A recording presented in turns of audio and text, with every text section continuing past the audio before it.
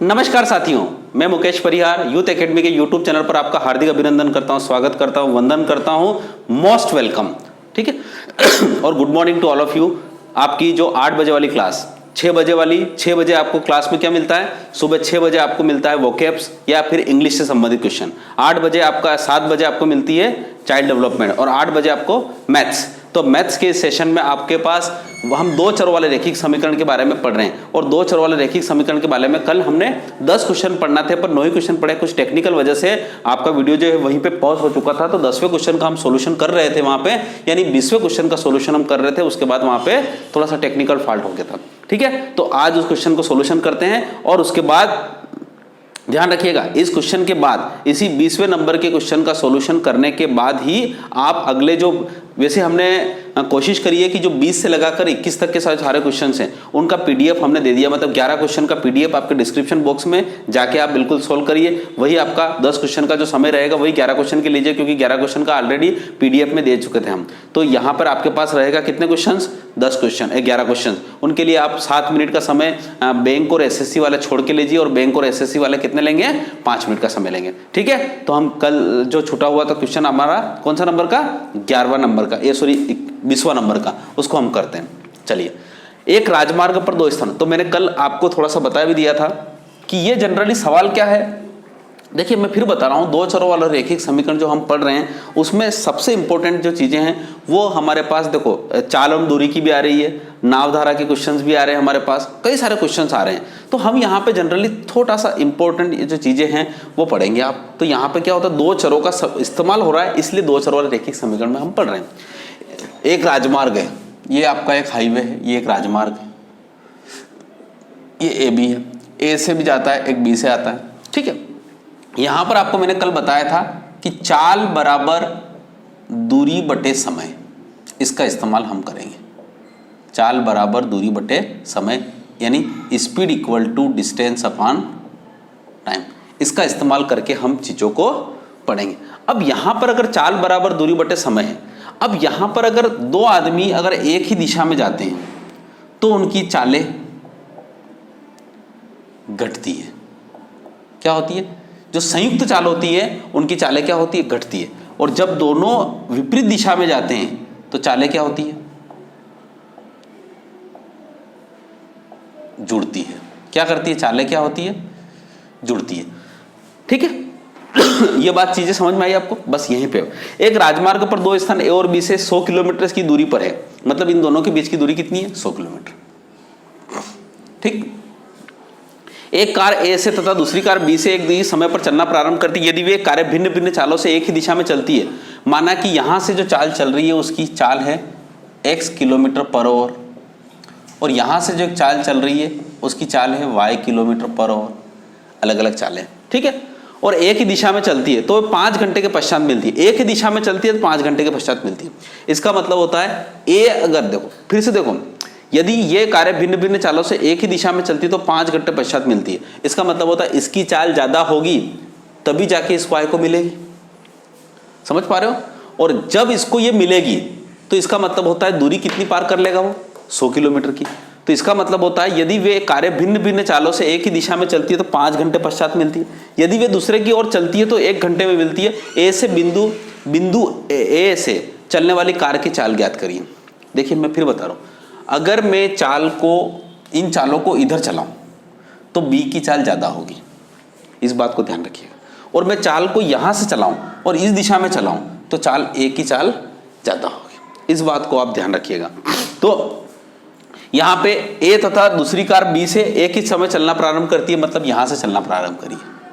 और जब एक ही दिशा में चल रही है, ये भी इसी दिशा में चल रही है और ये भी इसी दिशा में चल रही है, तो ये इसको तब पकड़ पाएगी जब इसकी चाल ज्यादा होगी। तो माना कि इसकी चाल अपनों ने मान ली x और इसकी चाल मान ली y, तो चालें घटती है तो इसकी संयुक्त चाल क्या होगी? जब एक ही दिशा में चलेगी तो उसकी चाल संयुक्त चाल हो जाएगी x माइनस y।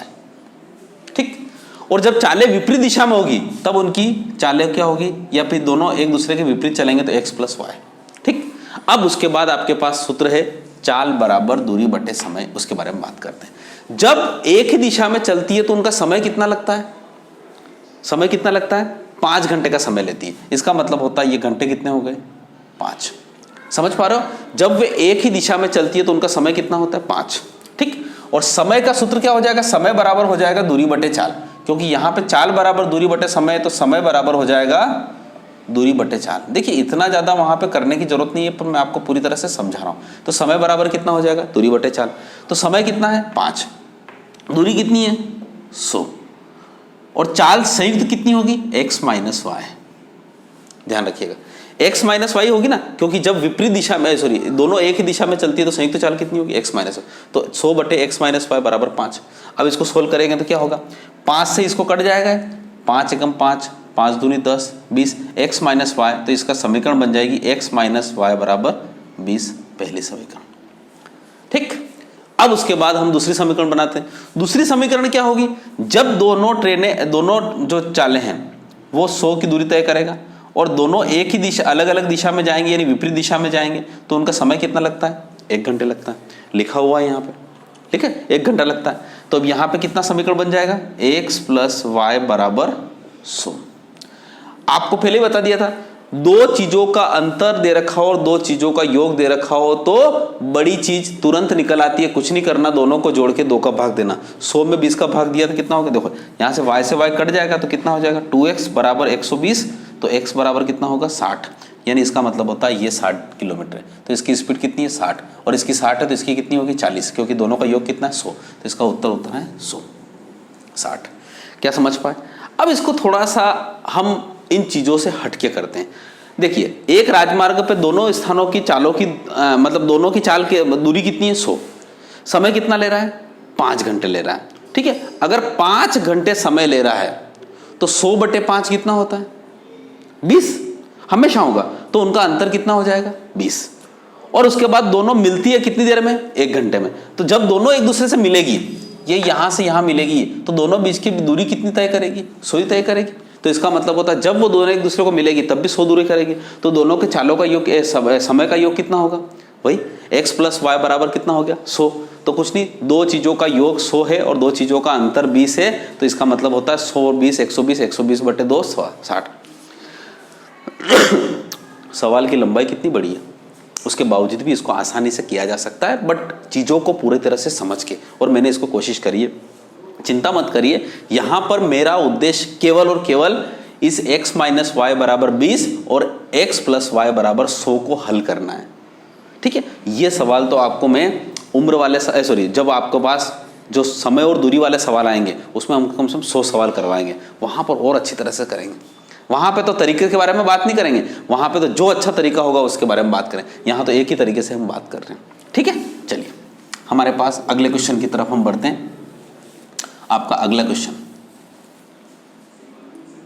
बड़ा ही सुंदर क्वेश्चन है। एक आयत का क्षेत्रफल 9 वर्ग इकाई कम हो जाता है यदि उसकी लंबाई 5 इकाई कम हो जाए। ठीक है, आयत। अब देखो आप सोचोगे ये आयत का क्षेत्रफल, तो मैं क्षेत्रमिति पढ़ा चुका हूं मैं। अब यहां पर मैं फिर बता रहा हूं, हम 2 समीकरणों को हल करने बैठे हैं, उसके अलावा फालतू कोई काम हम कर नहीं रहे। ठीक है, तो देखो इसको भी आप शॉर्टकट किया जा सकता है, मतलब इन सारे प्रकार के सवाल। देखिए आपको प्रैक्टिस करना पड़ेगी। मैं फिर बता रहा हूं, जितने भी मैं सवाल करवा रहा हूं उनको कॉपी में लिखिए और उन्हीं को बार बार रिवाइज करिए। कुछ नहीं करना, मैथ्स नाम की चीज में अगर 1000 क्वेश्चन आपके पास बने हुए हैं तो ये गारंटी है मैथ्स का कोई सा भी पेपर फाड़ सकते हो। ठीक, चलिए अब क्या कह रहा हो, एक आयत का क्षेत्रफल 9 वर्ग इकाई कम कर दी जाए। यानी एक आयत है, इसकी लंबाई मान लो x, चौड़ाई मान लो y, तो उसका क्षेत्रफल हो जाएगा xy। ठीक, वैसे इसको मैं लंबी तरीके से करवाऊंगा, पर डायरेक्ट बताऊंगा शॉर्टकट तरीका कैसा है। ठीक है, डायरेक्ट समीकरण बन जाए। एक आयत का क्षेत्रफल 9 वर्ग इकाई कम हो जाता है, यानी क्षेत्रफल अगर xy है तो 9 कम हो जाता है। क्या हो जाता है? 9 कम हो जाता है। 9 कम हो जाता है। कब कम हो जाता है? जब उसकी लंबाई 5 इकाई बढ़ा दी जाए। लंबाई कितनी? x में कितनी बढ़ा दी जाए? लंबाई क्या कर दी जाए? 5 इकाई कम कर दी जाए, और चौड़ाई 3 इकाई बढ़ा दी जाए। लंबाई और चौड़ाई का क्षेत्रफल बराबर इसके क्षेत्रफल होता है। बोलो इसने, लंबाई में चौड़ाई का गुणा करोगे तो क्षेत्रफल होता है। तो लंबाई में 5 इकाई कम कर दी जाए, चौड़ाई में 3 इकाई की वृद्धि कर दी जाए, तो क्षेत्रफल में 9 इकाई की कमी आ जाती है। ऐसा बोला उसने। अब इससे समीकरण नंबर 1 बनाओ। देखो मैं डायरेक्ट बना, वैसे डायरेक्ट ही बनाना है आपको, पर यहाँ पे मैं बना देता हूँ। 2 कोष्टक का गुणा करना मतलब होता है x का पूरे में गुणा करना, xy plus 3x minus 5y minus 15 बराबर xy माइनस 9, xy से xy कटेगा, यहाँ बचेगा 3x माइनस 5y बराबर यहाँ पे बचा माइनस 9 और ये माइनस 15, माइनस 15 हो ना, तो माइनस 9 और 15 कितने होते हैं, ये माइनस 9 इधर है और 15 और इधर हो जाएंगे, तो 15 प्लस के हो जाएंगे तो कितना हो जाएगा 6, क्योंकि माइनस 9 माइनस 15 उधर जाएंगे तो प्लस के 15 हो जाएंगे, तो 15 में से 9 जाएंगे तो कितना बचेगा 6। तो समीकरण बन जाएगी कि आपकी 3x माइनस 5y बराबर 6।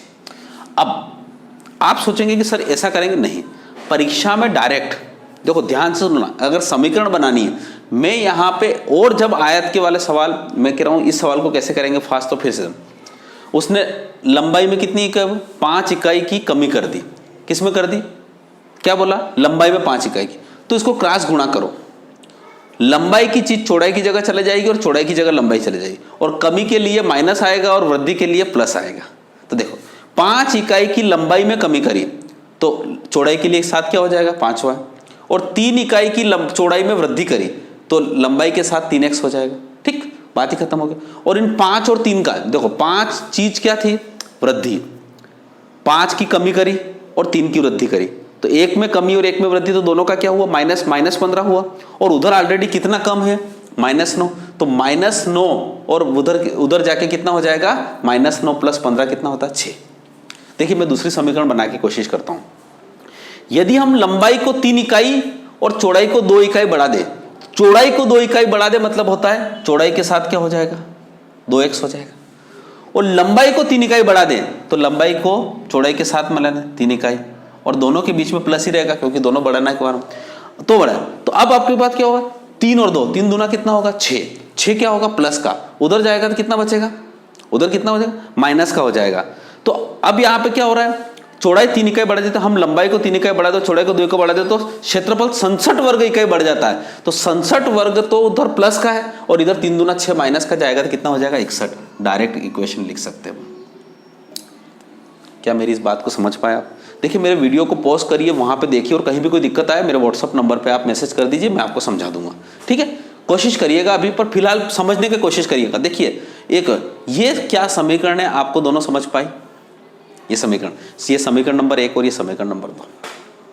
अगर समीकरण 1 व समीकरण 2 देखो इस प्रकार के सवालों को ऑप्शन से भी किया जा सकता है, पर यहां पे अब ऑप्शन कहां जाएंगे अपन, तो यहां पे डायरेक्ट हम बोलेंगे समीकरण नंबर 1 और समीकरण नंबर 2। अब इससे क्या निकालना है अपने को, आयत की लंबाई निकालना है, लंबाई निकालना मतलब x निकालना है, x ये देखो यहां पे पिछले एक सवाल में स्टूडेंट ने प्रश्न किया था कि वज्र गुणन में मैं क्रॉस कर रहा था तो ये फार्मूले का माइनस क्या होता है, तो मैं बताता हूं।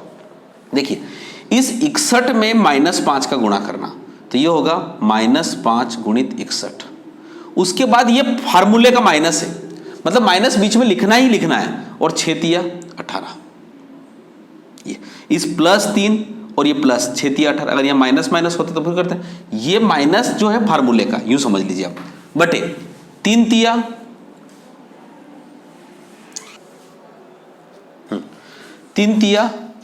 9, 5 दूनी 10, ठीक, ये होता है। वैसे ये चीज भी 5 करना, 61 5 कितना होता है 305, 305 में से 18 गए तो कितना बचा भाई, अरे सॉरी 305 और 18 जुड़ेंगे, सॉरी 305 माइनस के और 18 भी माइनस के, तो 305 और 18 कितने हो गए 323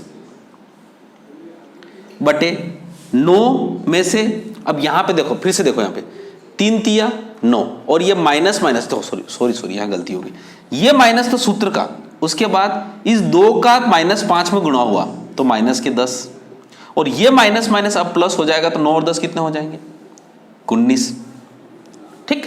अब यहां पे आपके पास ये सवाल बचा है, फिर से देखो यहां पे, अब यहां पे जो सवाल बचा है उसके बाद देखिए 3x माइनस, फिर से 3x माइनस 5y बराबर 6 और 2x प्लस 3y बराबर 61, ठीक है। अब यहां पे सवाल करते तो क्या किया था आपने, फिर से देखिए, मैं यहां पे थोड़ा सा एक गलती कर दी मैंने, ये यहां पे गलती है, इसको पहले सब यूं करते हैं, तो 6 तिया 18, ये माइनस और उसके बाद सूत्र का, ये सूत्र का माइनस 61 पांजे, तो 61 पांजे होते हैं 305, और यहां प्लस और ये माइनस, तो इसलिए माइनस। ठीक, ये माइनस माइनस हो गया प्लस, तो 305 और 18 कितना होगा 323, और 9 और ये 19, 19 से कम 19। उसके बाद कितना बचा 13 बचा, तो 19 साते 133। तो आपके पास उत्तर कितना आया, लंबाई आपकी आ जाएगी 17। ठीक है, समझ पा रहे हो। अब इस सवाल को फास्ट कैसे करते हैं और उसके बारे में सोचते हैं अपन। देखिए मैं यहां पे चरों के हिसाब से कर रहा हूं, जब जहां जरूरत पड़ेगी हम इसके और शॉर्टकट लेके आएंगे, पर अभी हम 2 चरों वाले रेखिक समीकरण पढ़ रहे हैं उसके लिए। ठीक है, अब इसमें ये बात करते हैं, क्या कह रहा है वो, एक आयत का क्षेत्रफल 9 वर्ग इकाई कम हो जाता है। अब डायरेक्ट समीकरण बनाओ, 9 वर्ग इकाई कम हो जाता है, मतलब इधर के माइनस के 9 आ रहे हैं ऑलरेडी। ठीक, बात ही खत्म। उसके बाद क्या हो रहा है, लंबाई 5 इकाई कम कर दी जाए, तो लंबाई किसके साथ जुड़ जाएगी, चौड़ाई के साथ, तो -5y, और चौड़ाई में 3 इकाई की वृद्धि कर दी जाए, मतलब 3y। ठीक, तो 5 दिया कितना होगा 15, ये 15 माइनस के उधर जाएंगे तो क्या हो जाएंगे, प्लस हो जाएंगे, और 15 में से 9 जाएंगे तो कितना बचेगा 6, तो यहां पे कितना हो जाएगा, ये प्लस के 15। ये सवाल है पूरा। डायरेक्ट समीकरण बन गए कि नहीं बन गए, तो ये क्या हो गया 3x - 5y = 6। देखिए मैं कह रहा हूं चीजें प्रैक्टिस करने से ही आती है। और आप बात करते हो शॉर्टकट की, तो ध्यान रखिएगा, मैं शॉर्टकट तो बता दूंगा, पर क्या होता है शॉर्टकट के साथ साथ उन सवालों को भी याद रखना पड़ेगा, क्योंकि सवाल ऐसा आएगा तो ही शॉर्टकट लगेगा, नहीं आएगा तो नहीं लगेगा। इसलिए मैं आपको बेसिक के साथ करवाता हूं, और बेसिक के साथ करने से आपको बड़ा आनंद आता है। आप प्रैक्टिस करिए, बड़ा मजा आएगा। उसके बाद क्या रहा है, और चौड़ाई में, अब अगला सवाल क्या रहा है, और चौड़ाई में 3 इकाई की बढ़ा दी जाए। यदि हम लंबाई को 3 इकाई बढ़ा दें और चौड़ाई को 2 इकाई बढ़ा दें, तो इसका मतलब होता है लंबाई किसके साथ जुड़ जाएगी, इसके साथ, और चौड़ाई किसके साथ जुड़ जाएगी, इसके साथ, और दोनों बढ़ रहे हैं तो इस प्रकार से 3 दूना कितना होगा 6, 6 क्या हो जाएगा, उधर जाके माइनस हो जाएगा, माइनस क्या हो जाएगा 67 वर्ग इकाई बढ़ जाता है, तो प्लस के 67 माइनस के 6, तो ये कितना हो गया डायरेक्ट 61। अरे ये दोनों समीकरण कितनी फास्ट बन गई सब। ठीक, बन गए कि नहीं बन गए, केवल पढ़ा इतने में। अब आपको लंबाई निकालना है, लंबाई भी कितनी फास्ट, x 6 तिया 18, और 61 तिया 61 पांचो 305, 305 और 18 323, उसके बाद 3 तिया 9, 5 दूनी 10, कितना हो गया 19, ये कितना कटा 17। ये इतना सा बड़ा सॉल्यूशन है इसका। पर ध्यान रखिएगा, इसके लिए प्रैक्टिस करनी चाहिए। ये सवाल अगर आपके हाथों के सामने से अगर 10 बार गुजर रहा है, तब हम समझेंगे कि हाँ प्रैक्टिस होगी।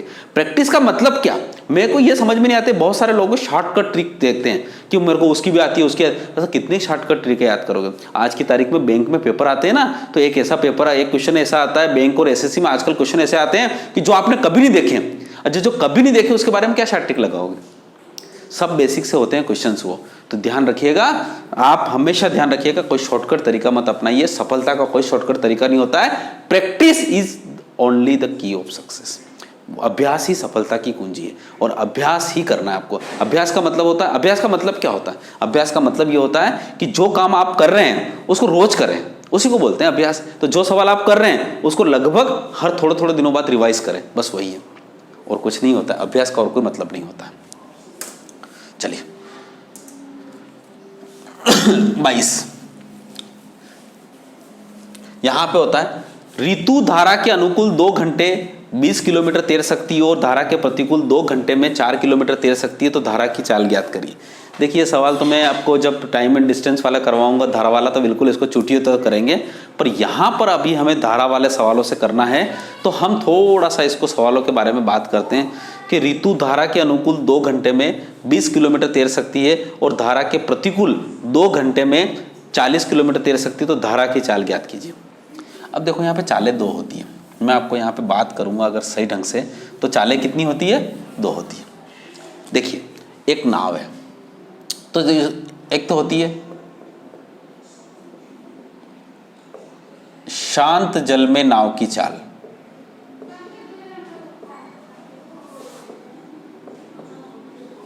वो हो गई x किलोमीटर पर आवर, और धारा की चाल तो हो जाएगी y किलोमीटर पर आवर। ठीक है, तो शांत जल में नाव की चाल और धारा की चाल आपने देख ली। तो अब अगर आप धारा के साथ जाएंगे, है ना, धारा के अनुकूल अगर आप चलाएंगे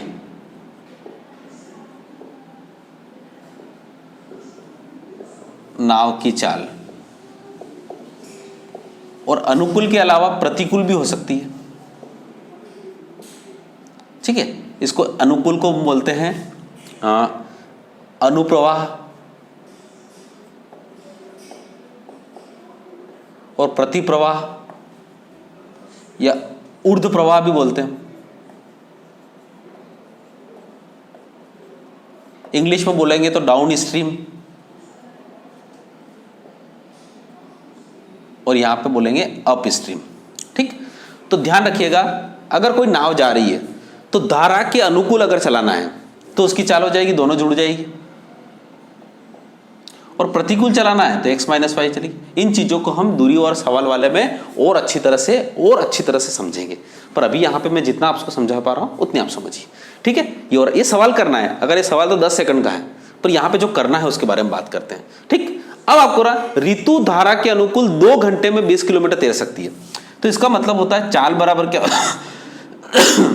दूरी बटे समय।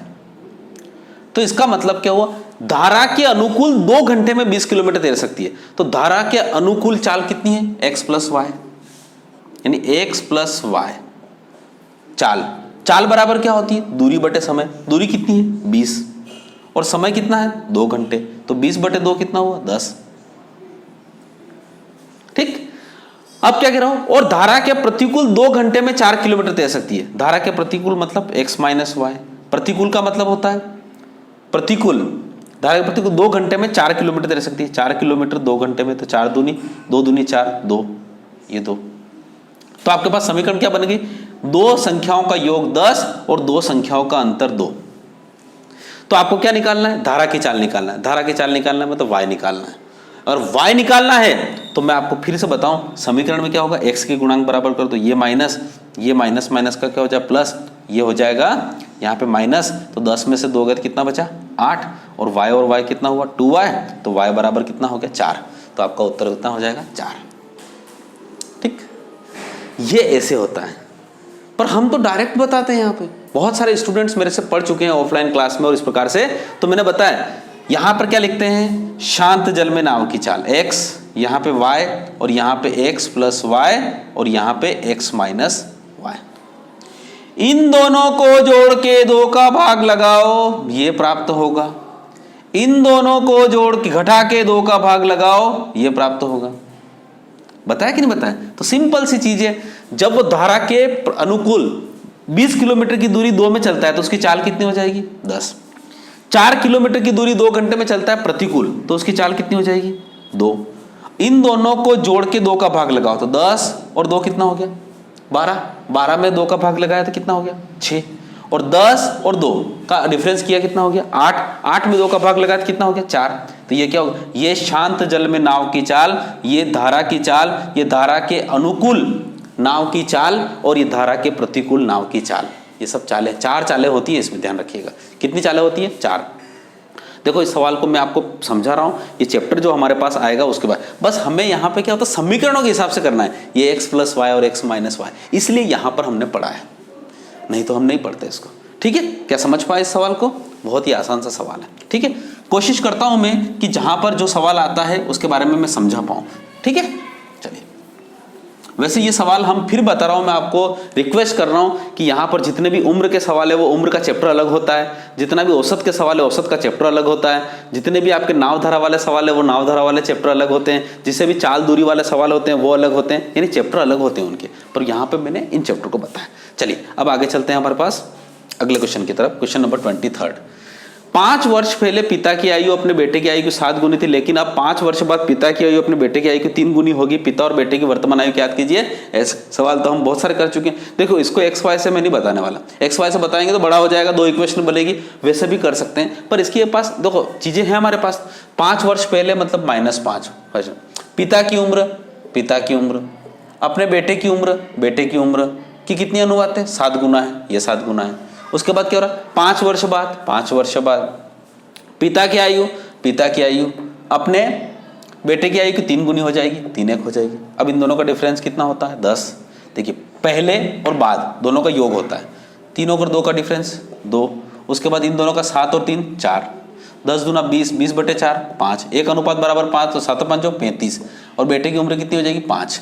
बेटे की उम्र 5 वर्ष पहले कितनी होगी 5, और इसकी कितनी हो जाएगी 35।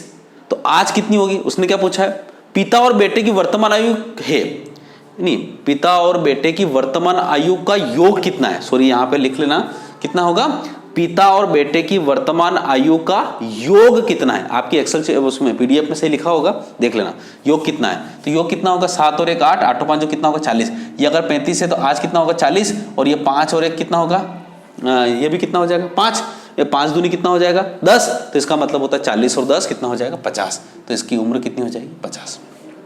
देखिए मैं जो पूछूं उसका, अगर वो पूछे कि वर्तमान उम्र, यहां देखो पिता और बेटे की वर्तमान उम्र का योग कितना है, तो योग कितना होगा 35 और 5 40, और आज अगर पूछे तो 50 हो जाएगा, ठीक है। और वो पूछे कि केवल पिता की उम्र कितनी होगी तो 40, केवल बेटे की उम्र कितनी होगी तो 10, तो यहां पर जो ऑप्शन है आपके 40 50 35, तो 50 आपका उत्तर होगा, ठीक है। चलिए समझ पाए सवाल को, बहुत आसान से क्वेश्चन है। दो मित्रों अनी और बीजू की आयु में 3 वर्ष का अंतर है, बहुत प्यारा क्वेश्चन है। 2 मित्र हैं अनी और बीजू, देखिए माना कि अनी की उम्र 1 साल, ये अनी को अनी कह रहे थे ना, माना कि 2 मित्रों अपनी अनी और बीजू की आयु में 3 का अंतर है, तो अनी और बीजू की उम्र में कितने का अंतर, 3 का अंतर। अब यहाँ पे मैंने अनी को आगे ले लिया और बीजू को पीछे ले लिया, अब ये पता नहीं कि अनी का आगे है बीजू पर ले लिया। अनी के पिता धर्म की आयु, अनी के पिता क्या है, धर्म नहीं हो धर्म होगा, धर्म नहीं होता धर्म होता है, धर्म। अनी के पिता धर्म की आयु क्या होती है, अनी की आयु की दुगनी है, तो अनी की आयु की कितनी है दुगनी, ठीक हो गया। और बीजू की आयु अपनी बहन केथी की आयु की, तो केथी की आयु की क्या है दुगनी है, तो क्या हो रहा है बीजू की आयु अपनी बहन केथी की आयु की दुगनी है, इसका मतलब होता है केथी की आयु बीजू की आयु की आधी है। समझ रहे हो, फिर से बीजू की आयु अपनी बहन केथी की आयु की दुगनी है, बीजू की आयु अपनी बहन केथी की आयु की क्या है दुगनी है, तो केथी की आयु क्या होगी बीजू की आयु की आधी होगी, ठीक है। ये हो गया। अब क्या कह रहा है वो, केथी और धर्म की आयु का अंतर 30 है, केथी और धर्म की आयु का योग कितना है, अंतर कितना है 30 है।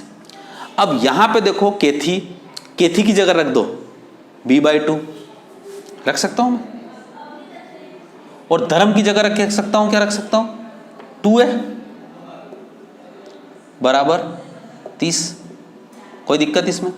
अब यहां पे 2a की जगह में यहां पे रख सकता हूं ना, a बराबर कितना हो जाएगा 3 + b, अरे a बराबर कितना हो जाएगा 3 + b, या फिर b की जगह कितना रख सकता हूं, a की जगह रखो आप, तो a की जगह कितना रख सकता हूं 3 + b, तो यहां पे b/2 -2, और a की जगह रख सकता हूं मैं 3 + b बराबर कितना 30। अब इसको सोल्व करेंगे तो कितना हो जाएगा b/2, ठीक, 2 दूनी 4 और 4 तिया 12, प्लस देखो यहाँ पे डायरेक्ट में अगर सोल्व करूँ तो यहाँ हो जाएगा b माइनस 2 दूनी 4, 4 तिया 12, 2 दूनी 4, और यहाँ कितना हो जाएगा माइनस के 4b, और ये 2 उधर चले जाएंगे तो 30 दूना 60, लघुत्तम हो जाएगा इस प्रकार से। अब यहाँ पे -4b में से एक b गया तो कितना बचा -3b बचे, -3b, और -12 उधर चले गए तो कितना हो गया 72, 60 और 12 कितने हो गए 72, ठीक है। यहां पे कितना हो गया 72, पॉज, ठीक है। इस सवाल में थोड़ा सा चेंजेस था, इसलिए मैंने चेंजेस कर दिया, और आपकी पीडीएफ फाइल में बिल्कुल सही होगा, ठीक है, पीडीएफ आप में बिल्कुल सही कर देना, ठीक है। तो यहां पे क्या हो रहा है, यहां पे अनु, देखिए यहां पे क्या होता है अंतर, मैंने यहां पे सवाल में देखा, सवाल में देखने के बाद कभी भी अंतर से पता नहीं चलता है कि कौन चीज बड़ी और कौन छोटी। मैं बोलूंगा कि रामलाल श्यामलाल के बीच में अंतर 10 साल का है, तो इससे ये थोड़ी पता चलता है कि राम बड़ा है कि श्याम बड़ा है, इस बात ध्यान रखिएगा। तो यहां पर हमने सवाल में चेंज किया, 2 मित्रों में अनी बीजू से 3 वर्ष बड़ा है, इसका मतलब होता है अनी बड़ा है तो बीजू को घटाएंगे तो 3 वर्ष आएगा, ठीक, बात खत्म हो गई। उसके बाद क्या बोला है उसने, अनि के पिता धर्म की आयु, अनि के पिता धर्म की आयु अनि की आयु की दुगुनी है, तो बिल्कुल सही है। और यहाँ पे कर्म की जो क्या कह रहा है, वो जो आपका जो केथी है, वो केथी की आयु क्या है, बीजू की आयु अपनी बहन केथी की आयु की दुगुनी है, यानी बीजू की आयु केथी की आयु की दुगुनी है। इसका मतलब होता है केथी जो है बीजू की आधी है, ऐसा भी लिख सकते हैं, कोई दिक्कत नहीं। यहां से सवाल में थोड़ा सा मिस्टेक था, वो सवाल क्या है मैं उसके बारे में बात करते हैं अपन। क्या लिखा है उसने कि यहां पर ये लिखा हुआ है कि जो केथी है, यहां पे क्या लिखा हुआ है कि अपनी बहन केथी धर्म से 30 वर्ष छोटी है। कौन छोटी है? केथी छोटी है। तो केथी छोटी है इसलिए केथी यहां आएगी और धर्म यहां आएगा। बस सवाल में यही गलती, और इसी के कारण हमारे सवाल में थोड़ी सी गलती आ रही थी, समझ पा रहे हो? सॉरी उसके लिए। केथी धर्म से 30 वर्ष छोटी है, तो इसका मतलब होता है ये यहां पे होगा। अब धर्म के लिए जगह कितना रखेंगे अपन? 2 है, और केथी की जगह कितना रखेंगे? b/2 बराबर कितना हो गया? 30। अगर इस समीकरण को यहां पे जस्टिफाई करें तो 2 दूनी कितना हो गया? 4a माइनस b बराबर 30 दूना कितना हो गया? 60। ये समीकरण नंबर 2, ये समीकरण नंबर 1। समझ पा रहे हो ना? समीकरण नंबर 1 क्या रही? a में से b गया तो कितना बचा? 3 बचा, और 4a में से b गया तो कितना बचा? 60 बचा। ये समीकरण है। अब यहां से अपने को क्या निकालना है? अन्य का a निकालना है। तो माइनस बी और माइनस, तो यहाँ पे माइनस हो जाएगा, माइनस का प्लस हो जाएगा, यहाँ पे माइनस हो जाएगा। अब यहाँ से ये b से b कट जाएगा, माइनस 4a में से एक a गया तो कितना बचा? माइनस के 3 है, और यहाँ पे 60 में से 3 गए तो कितना बचा? 57, माइनस के 57। तो माइनस के 57, तो माइनस से माइनस गया तो a बराबर कितना हो गया? 19 दिया, 57 a बराबर 19, यानी आपका उत्तर कितना आएगा? 19। यानी अनु की जो अन्नी जो है वो कितने साल का होगा? 19 साल का होगा। ठीक है, सवाल में थोड़ी सी गलती थी, हमने उसको सुधार के फिर आपको करवाया। ठीक है, आशा करता हूं कि ये चीजें आपको समझ में आई होगी। इसको ऑप्शन से भी कर सकते हैं आप। ठीक है, चलिए आगे बढ़ते हैं। एक बहुत ही सुंदर क्वेश्चन है, बहुत सुंदर क्वेश्चन अगले। देखिए क्वेश्चन थोड़े बड़े भी हैं, थोड़े टफ भी हैं, पर मैं आपसे कहता हूं कि इनको 2-2, 3-3 बार करिए। एक मित्र दूसरे से कहता है यदि मुझे 100 दे दो, यानी मुझे अगर 100 रुपए दे दो तो मैं आपसे 2 गुना हो जाऊंगा, 2 गुना धनी हो जाऊंगा। यदि दूसरा उत्तर देता है यदि आप मुझे 10 दे दो तो मैं आपसे 6 गुना हो जाऊंगा। इसका मतलब क्या होगा? अगर थोड़ी देर के लिए एक के पास x है और दूसरे के पास y रुपये, मैं फिर बात करता हूं, एक के पास कितने रुपये हैं? x रुपये, और एक के पास कितने? y रुपये। तो अगर थोड़ी देर के लिए क्या कह रहा है? ये x कहता है इससे y से, ध्यान से सुन लेना। तो x कहता है y से, क्या कहता है कि मुझे आप 100 रुपए दे दो, तो x के पास 100 रुपए आ जाएंगे, तो y के पास 100 रुपए कम हो जाएंगे। ये बात तो सही है, क्योंकि मांग तो इसी से रहा है ना। वो x कह रहा है कि y से मुझे 100 रुपए दे दो, तो x के पास 100 रुपए हो जाएंगे और y के पास 100 रुपए कम हो जाएंगे। अगर ऐसा हो जाता है तो मैं आपसे 2 गुना हो जाऊंगा। मैं मतलब ये चीज जो हो जाएगी इसकी 2 गुना हो जाएगी। समझ पा रहे हो? तो समीकरण बना लेते हैं। यहाँ पे x, और यहाँ पे कितना हो जाएगा? माइनस के 2y, इधर आके यहाँ पे कितना हो जाएगा? माइनस के 200, माइनस के 200 में से 100 जाएंगे तो कितना बचेंगे? माइनस के 100। तो आपकी पहली समीकरण बन जाएगी x माइनस 2y बराबर 100। क्या आप समझ पाए? x माइनस 2y बराबर माइनस के 200, और ये 100 जाएंगे तो माइनस के 300 हो जाएंगे। सॉरी गलती हो जाएगी, माइनस के 300। अब क्या होता है? दूसरा उत्तर देता है यदि आप मुझे 10 दे दो, यानी y ये कहता है कि आप मुझे अगर 10 दे दो। अच्छा, y कहता है कि मुझे 10 दे दो तो x में से 10 कम हो जाएंगे। y कहता है कि मुझे 10 दे दो तो मैं आपसे 6 गुना हो जाऊंगा, धनी बन जाऊंगा। यानी ये भाई साहब बोल रहा है कि मैं आपका 6 गुना धनी बन जाऊंगा। ठीक है, कहीं कोई दिक्कत ही? तो यहां पे क्या हो रहा है? तो दोनों के पास मिलाकर कुल कितने रुपए थे, तो यहां से भी एक समीकरण बनेगी। देखिए ये क्या हो जाएगा?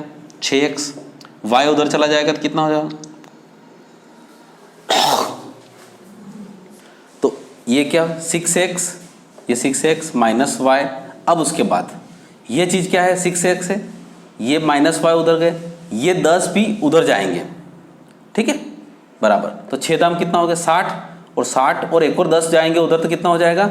माइनस के, ये देखो ये चीज तो इधर 6 60 हो गई, ये हो गई कितनी होगी? 60 हो गई, माइनस के 60, माइनस के 60 उधर जाएंगे तो कितना हो जाएगा? प्लस के 60, तो कितना हो जाएगा? 70। तो 6x माइनस y बराबर 70। ये समीकरण नंबर 2। अब यहां पे आपको ये समीकरण नंबर 1 और समीकरण नंबर, ध्यान सवाल क्या है, समीकरण बनाना समझ में आई आपको? सबसे इंपॉर्टेंट है समीकरण बनाना। यहां पर सबसे इंपॉर्टेंट क्या है? समीकरण बनाना। तो अगर आपको समीकरण बनाना समझ में आ गई हो तो कहीं कोई दिक्कत नहीं है। तो x माइनस 2y बराबर कितना होगा? -300 और 6x माइनस y बराबर कितना होगा? 70। बस यहां पर जो चीजें हैं, अब आपको क्या निकालना है? x निकालना है, y निकालना है, गुणांक बराबर करके करिए जो भी है। मैं तो गुणांक बराबर करके ज्यादा पसंद करता हूं। अगर जैसे गुणांक बराबर करूंगा तो देखो y के गुणांक बराबर करूंगा तो इसमें 2 का गुणा कर दूंगा, कितना हो जाएगा? 12x माइनस 2y, 70 दूना 140। अब y के गुणांक बराबर को तो ये माइनस का हो जाएगा प्लस, ये माइनस और ये माइनस। अब देखो ये 2y से 2y कट गए। इन समीकरणों के बारे में बात कर रहा हूं मैं, ठीक है? ये यहाँ पे और x और 12x तो माइनस कितना हो गया? 11x। अब यहाँ पे 140 तो माइनस के और 300 भी माइनस के, तो कितना हो जाएगा? 400, अरे 440 हो जाएगा कि नहीं हो जाएगा? तो बराबर कितना होगा? माइनस के 440। माइनस से माइनस पटा 11 चौक 44, तो x बराबर कितना हो गया? 40। x बराबर कितना हो गया? 40। अगर x बराबर आपके पास 40 हो चुका है तो x बराबर 40 हो चुका है तो x की वैल्यू कहाँ रख दो?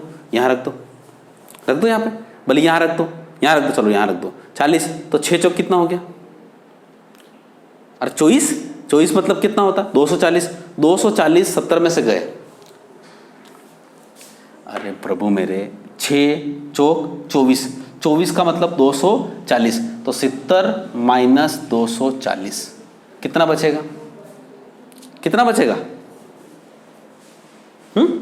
अरे 240 अगर में से 70 गए तो कितना बचेगा? तो 40 तो ये गए और उसके बाद 30 और चले जाएंगे तो कितना होगा? 170। कितना होगा? 170। अब ये कितना बचा? माइनस y बराबर 170, ये माइनस तो माइनस में आए तो y बराबर कितना बचा? 170। अब y बराबर अगर 170 बचा हुआ है तो ये हो गया 170 और ये कितना है? 40। तो इसका मतलब होता है दोनों के पास मिलकर कितना रुपया होगा? 210 रुपया। कितना होगा? 210 रुपया। क्या आप समझ पाए इन सवाल चीजों को यहां पे? ठीक है, तो ये एक मित्र वाला है। अब यहां पे जो सवाल 25 था उसमें केवल और केवल आपको इक्वेशन बनाना थी और इक्वेशन बनाना मैं आपको समझा चुका हूं पूरी तरह से। वीडियो को बिल्कुल पीछे से करके फिर बार देखिए, बार बार देखिए इनको, ठीक है? चलते हम आगे। बहुत प्यारे प्यारे क्वेश्चन है। इक्वेशन बनाना अगर आपको समझ में आ गए तो कोई दिक्कत नहीं होगी। क्वेश्चन नंबर 20, 2 वर्ष पूर्व राम की उम्र उसकी पुत्री की उम्र से तिगुनी है। इसका मतलब होता है 2 वर्ष पूर्व राम की उम्र उसकी पुत्र की उम्र की तिगुनी है। तो इसका मतलब होता है राम और उसकी पुत्री की उम्र का अनुपात कितना हो गया? 3 है ना?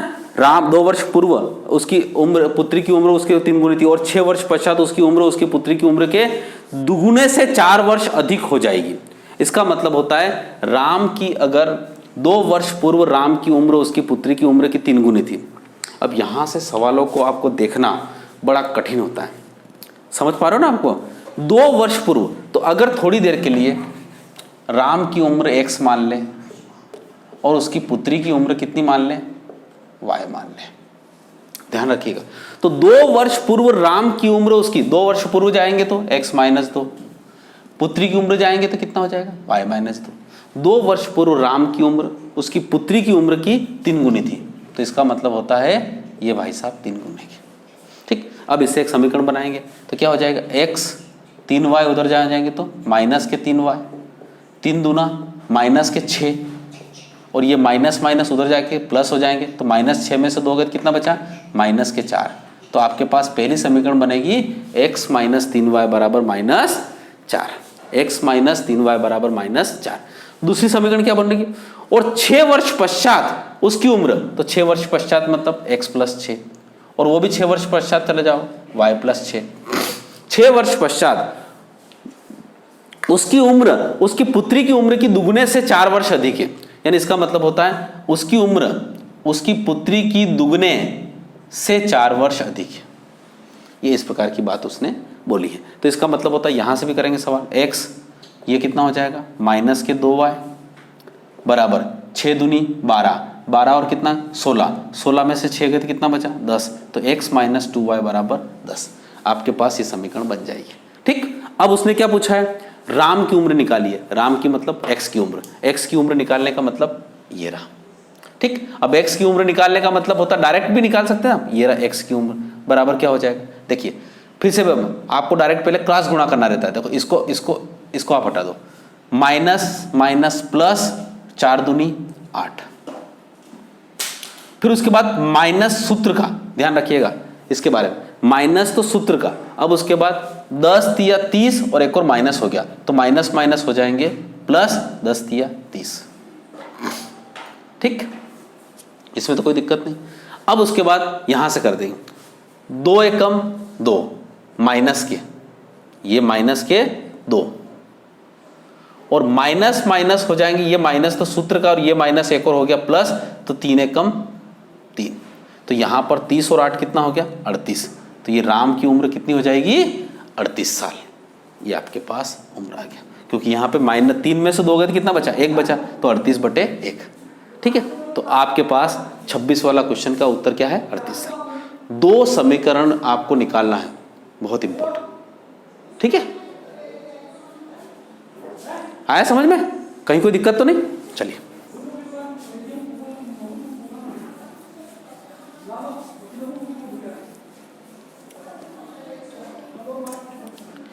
एक पिता की उम्र अपने दोनों पुत्रों की उम्र के योग के 2 गुनी है।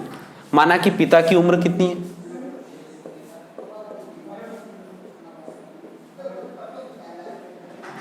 x, और दोनों पुत्रों की उम्र की योग, माना कि दोनों पुत्रों का योग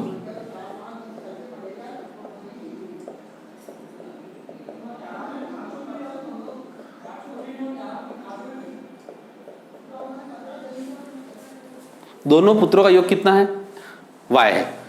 तो एक पिता की उम्र मतलब x, अपने दोनों पुत्रों की उम्र कितनी है y की 2 गुनी है, यानी x बराबर कितना हो गया 2y, ये दे रखा है उसने, और 20 वर्ष बाद यानी x + 20, ठीक है, और ये भी 220 वर्ष बाद जाएंगे, तो ध्यान रखिएगा 20 वर्ष बाद उसकी उम्र अपने दोनों पुत्रों की उम्रों के योग के बराबर होगी। तो 20 वर्ष बाद मतलब 2y + 2y जो होगी, 20 वर्ष बाद दोनों पुत्रों की 2y, एक पुत्र की कितनी है 20, एक और की 20, दोनों मिलकर कितनी हो जाएगी 40। 20 वर्ष बाद दोनों पुत्रों की टोटल आयु कितनी बढ़ जाएगी, 20 और 20 कितनी बढ़ जाएगी 40 बढ़ जाएगी। तो 20 वर्ष बाद उसकी उम्र अपने दोनों पुत्रों की उम्र के योग के बराबर होगी, तो ये योग के बराबर होगी ना, ये इस प्रकार की बात वो कर रहा है। तो यहां पर जो सवाल है वो x बराबर कितना है 2y, यहां पे आप क्या निकालना है, तो पिता की वर्तमान आयु याद कीजिए, पिता की वर्तमान आयु का मतलब होता है अपने को x निकालना है, तो y की जगह वैल्यू रखना है अपने को, या फिर डायरेक्ट आपने तो पुत्र निकाल लो, कोई दिक्कत नहीं। तो x बराबर कितना रखो 2y, यहाँ x की जगह कितना रख दूंगा मैं 2y + 20 बराबर, कुछ दिक्कत आ रही है इसमें, क्या है रहा है, 20 वर्ष बाद उसकी उम्र अपने दोनों पुत्रों की उम्र के योग के बराबर होगी, यानी योग के बराबर होगी, तो ये योग के बराबर, अच्छा दोनों पुत्रों के योग के बराबर होगी, तो ये y + 40 ही होना चाहिए, सॉरी कितना होना चाहिए y + 40, क्योंकि दोनों पुत्रों का योग कितना है y, और 20 वर्ष बाद कितना होगा 20 + 20 40, तो यहाँ पे कितना होगा y + 40, ठीक। 2y में से 1y गया तो कितना बचा, y बराबर कितना होगा, 40 में से 20 गया तो कितना बचा 20, तो y बराबर कितना हुआ 20, y बराबर 20 हुआ तो 20 दूना कितना होगा 40, तो पिता की वर्तमान उम्र कितनी होगी 40 वर्ष, तो वो पिता की वर्तमान उम्र कितनी होगी 40 वर्ष, ठीक है। सवाल समझ में आया, नहीं समझ में आया तो एक बार और पढ़ लेते हैं। देखो कहीं ना कहीं मुझे लग रहा है कि आपके मन में थोड़ा कंफ्यूजन है, फिर से देखते हैं। पिता की उम्र कितनी x, दोनों पुत्रों का योग कितना हो गया y, दोनों पुत्रों का योग मतलब होता है दोनों पुत्र हैं उसमें, दोनों पुत्रों का योग कितना है y, ऐसा बोल रखा, क्योंकि हर जगह उसका यूज ही यही किया गया है। तो एक पिता की उम्र अपने दोनों पुत्रों के उम्र के योग से 2 गुनी है, तो x बराबर 2 है, ये पहली इक्वेशन हो गई, ठीक। उसके बाद दूसरी इक्वेशन क्या है, दोनों पुत्रों की उम्र के योग के बराबर है, और उसकी उम्र अपने दोनों पुत्रों की उम्र के योग के बराबर है, कब 20 वर्ष बाद, तो 20 वर्ष बाद पिता की उम्र कितनी हो जाएगी x + 20, और 20 वर्ष बाद पुत्र की उम्र कितनी हो जाएगी? y तो दोनों की है, पर दोनों में 20 और 20 दोनों बढ़ेगी, 40 बढ़ेगी, क्योंकि ये दो पुत्र हैं। ये y का मतलब होता है दोनों पुत्रों का योग, तो पुत्र एक भी बढ़ेगा 20 साल, दूसरा पुत्र भी बढ़ेगा 20 साल, इस प्रकार से। तो ये कितना हो जाएगा? यहाँ पे x की जगह कितना रख दें? 2y रख दें, तो ये 2y प्लस 20 बराबर y प्लस 40। 2y में से y गया तो y, और 40 में से 20 गया तो 20, तो y बराबर मतलब होता है दोनों पुत्रों का योग कितना हो गया? 20। तो इसका मतलब होता है एक y दूना कितना हो गया? 20, तो 20 दूना कितना हो गया? 40। 40 आपके पिता की वर्तमान उम्र हो जाएगी। ठीक है, चलिए हम आगे से 28वां सवाल। 28वां सवाल क्या बोल रहा है? दो संख्याओं का अनुपात 5:6, तो इसका मतलब होता है संख्या क्या हो जाएगी? 5x और 6x हो जाएगी। ठीक, यदि प्रत्येक में से दो संख्याओं का अनुपात 5/6 है तो 5x और 6x, प्रत्येक में से 8 घटा दिए जाए तो अनुपात 4:5 हो जाता है। प्रत्येक का मतलब होता है एक को 5x में से कितना घटा दिया जाए? 8 घटा दिया जाए। ठीक, और उसके बाद दूसरे में से क्या घटा दिया जाए? 6x में से कितना घटा दिया जाए? वो भी 8 घटा दिया जाए, तो अनुपात कितना हो जाता है? 4:5। ठीक है, अगर एक संख्या 5x और एक 6x है तो वो संख्या क्या हो जाएगी? अंश बटे हर 5x/6x हो जाएगा। प्रत्येक में से 8 घटाया तो संख्या कितनी होगी? 4/5। ये सब वो बोल रहा है। ठीक, समझ पा रहे हो? अब इसको सोल्व करिए आप, इसको सोल्व करें अपन। ठीक है, करें सोल्व इसको। 5×5 25x, 8×5 40 बराबर 6×4 24x, 8×4 32, 25x में से 24x गया कितना बचा? x बचा, -32 में से +40 जाएंगे तो 8 बचेगा। x बराबर कितना हो गया? 8 हो गया। तो क्या हो रहा है? दोनों संख्याओं का योग कितना है? तो 8×5 40, 8×6 48, और 40 और 48 कितने होंगे? 88। ठीक है, तो ये उत्तर इसका होगा 88। आया समझ में? बहुत सिंपल सा सवाल था ये। आगे बढ़ते हैं हम हमारे पास 4 पेन व 4 पेंसिल बॉक्स का मूल्य 100 रुपए है। यानी 4 पेन व 4 पेंसिल बॉक्स मतलब पीबी का योग कितना है? 100। तो इसमें से 4 कॉमन निकाल लेंगे तो कितना हो जाएगा? यहाँ पी और पेंसिल बॉक्स बराबर कितना हो जाएगा? 25। 100 में 4 का भाग दिया तो 25। ये हो गया आपकी पहली समीकरण। ठीक, उसके बाद क्या हो रहा है? एक पेन का 3 गुना, एक पेन का 3 गुना मतलब 3p, एक पेन का 3 गुना मूल्य एक पेंसिल बॉक्स के मूल्य से 15 अधिक है। इसका मतलब होता है एक पेन का 3 गुना एक पेंसिल बॉक्स के मूल्य से कितना अधिक है? 15 अधिक है। इसका मतलब होता है ये उत्तर है इसका। ठीक, इसका मतलब ये दूसरा समीकरण। पहली समीकरण से ये हटाएंगे तो पीबी से 3 पीस और पी कितना हो गया? 4 पेंसिल, 4 पेंसिल बराबर होगा 25 और 15 कितना होता है? 40, तो पी बराबर कितना हो गया? 10। तो एक पेंसिल का मूल्य कितना हो गया? 10 रुपए। तो उसने क्या पूछा? एक पेन व एक पेंसिल बॉक्स का मूल्य कितना है? तो एक पेन का मूल्य कितना हो गया? 10। अब एक पेंसिल बॉक्स का मूल्य निकालते हैं, तो पेंसिल बॉक्स का मूल्य कितना हो जाएगा? पेन का मूल्य 10 है तो पेंसिल बॉक्स का मतलब मूल्य कितना हो जाएगा? 25 में से 10 गए तो कितना बचा? 15। ठीक, अब इन दोनों का मूल्य क्या हो रहा है? एक पेन और एक पेंसिल बॉक्स का मूल्य कितना होता है? 15 और 10 कितना होगा? 25। तो इसका उत्तर कितना हो जाएगा? 25। तो आपका उत्तर आएगा 25। ठीक, आया सवाल समझ में? आज का लास्ट क्वेश्चन। लास्ट क्वेश्चन बड़ा सुंदर सवाल है, बहुत ही सुंदर, अति सुंदर सवाल है। एक प्रतियोगिता परीक्षा में प्रत्येक सही उत्तर के लिए 1 अंक मिलता है, लेकिन प्रत्येक गलत उत्तर के लिए आधा अंक काटा जाता है। ठीक है, कोई बात नहीं। जयंती ने 120 प्रश्नों को उत्तर दिए। इसका मतलब होता है टोटल क्वेश्चन कितने थे? जितने भी हो उसने 120 प्रश्न किए। ठीक है, और कुल 90 अंक प्राप्त किए। तो उसने कितने प्रश्नों के सही उत्तर दिए? तो इसका मतलब हम बोलते हैं कि प्रश्नों की संख्या कितनी है? 120 है। और उस 120 प्रश्न में क्या होते हैं? 120 प्रश्न में क्या उत्तर होते हैं? सही और गलत दोनों होते हैं। तो उसने कितने? तो अगर सही के लिए एक क्या हो? x, और गलत प्रश्न कितने हो? y। यानी सही प्रश्नों की संख्या x हो और गलत प्रश्नों की संख्या y हो, तो टोटल उसने प्रश्न कितने हल किए? 120 दे रखा है उसने, 120। अब उसने क्या किया कि अगर उसको सही प्रश्न के 1 अंक मिलते तो ये x हो जाता उसको। माना कि सही प्रश्न 10 है तो 10 नंबर मिलते, सही प्रश्न अगर 20 है तो 20 अंक मिलते। और उसके बाद वो क्या बोल रहा है? आधा अंक गलत का काटा जाता है। आधा का मतलब होता है 1/2y। तो ऐसे करके उसको 90 मिलते हैं। तो ये समीकरण नंबर 1। समीकरण नंबर 2 क्या हो जाएगी? 2x माइनस वाई, 90 दूना 180। ठीक, x प्लस वाई बराबर 120 और 2x माइनस वाई बराबर 180। तो अब यहां से काट लेते हैं, y से y ये गया, तो x और x कितना हुआ? 3x, और 180 और 120 कितना हुआ? 300। तो x बराबर कितना हुआ? 100। यानी सही प्रश्नों की संख्या कितनी होगी? 100। तो गलत कितने होंगे? 20। ये हो गया सवाल आपको। तो उसने कितने प्रश्नों के सही उत्तर दिए? तो उसने 100 प्रश्नों के सही उत्तर दिए आपके। ठीक, आया समझ में आपको? तो आशा करता हूं कि ये 10 क्वेश्चन 2 चरों वाले रैखिक समीकरणों के लगभग सवाल हमने खत्म कर दिए। कोशिश हमने की थी केवल समीकरणों को हल करने की। क्या करी थी? समीकरणों को हल करने की। तो ध्यान रखिएगा, हम समीकरण के एक चर वाले रैखिक समीकरण के हम 45 क्वेश्चन कर चुके हैं। उसके बाद 2 चरों वाले रैखिक समीकरण के हमने 30 क्वेश्चन कर दिए। अब हम अगले चैप्टर के बढ़ेंगे और अगला चैप्टर रहेगा हमारा वर्ग समीकरण। वर्ग समीकरण के ऊपर भी कम से कम हम 50 क्वेश्चन से ऊपर आप सवाल करेंगे।